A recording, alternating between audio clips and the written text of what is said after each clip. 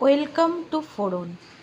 ফোড়নে আজকের আয়োজন ঘরোয়া পদ্ধতিতে ভেজ তড়কা। প্রথমেই কড়াইতে তেল গরম করে আদা, রসুন, পেঁয়াজ বাটা, লঙ্কা বাটা একসাথে দিয়ে দিলাম।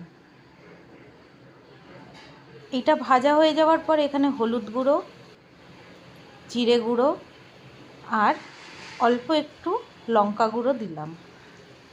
একদমই ঘরোয়া পদ্ধতিতে রান্নাটা করেছি। টমেটো কুচি দিয়ে দেওয়া হলো। টমেটো কুচির সাথেই পরিমাণ মতো নুন, খুব অল্প চিনি, চিনিটা অপশনাল, না দিলেও পারেন।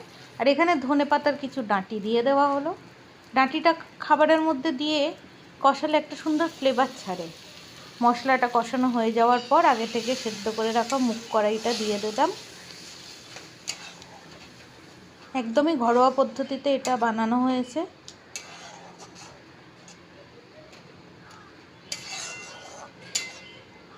একটু নেড়ে নেওয়া হচ্ছে।